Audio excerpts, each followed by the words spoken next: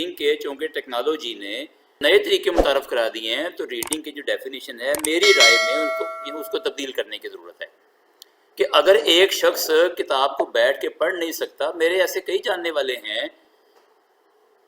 اب میرے ایک صاحب یعنی ایک جاننے والے دوست نے بتایا، لاہور کے رہنے والے ہیں، وہ ایک جگہ جاب کرتے ہیں اور ان کے گھر سے ان کے دفتر کا فاصلہ کوئی پون گھنٹے کی ڈرائیو ہے.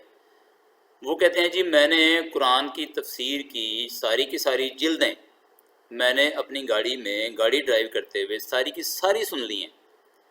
اب اگر ان صاحب سے پوچھا جائے کہ کیا آپ کے پاس ٹائم نہیں تھا کہ آپ 6 جلدوں کی تفسیر پڑھتے، تو انہوں نے کہا جی میرے پاس نہیں ٹائم تھا.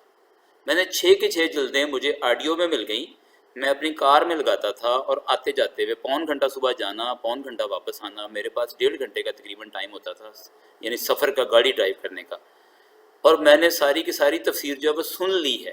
اب سوال یہ پیدا ہوتا ہے کہ اگر ان سے پوچھا جائے کہ کیا آپ نے فلاں کتاب پڑھی ہے، تو آپ کی ڈیفینیشن جو اس وقت چل رہی ہے دنیا میں اس کے مطابق تو انہوں نے نہیں پڑھی، لیکن کیا وہ اس تفسیر کے جو کنٹینٹس ہیں اس سے واقف ہو گئے ہیں؟ تو اس کا جواب ہے کہ جی واقف ہیں، انہوں نے سنی ہے ساری تفسیر.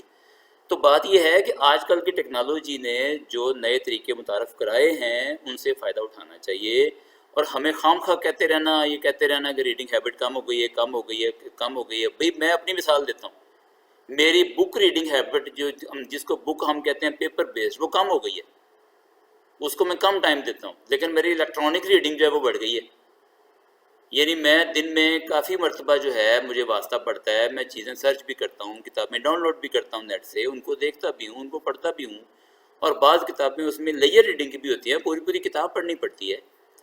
تو بات یہ ہے کہ ہر دور کی اپنی ٹیکنالوجی ہوتی ہے اور ہمیں کسی کے خلاف بات نہیں کرنی چاہیے. میں اگر کسی خاص طریقے سے کمفرٹیبل ہوں تو میرے بارے میں یہ کہنا کہ اس کی ریڈنگ ہیبٹ نہیں ہے، یہ زیادتی ہوگی.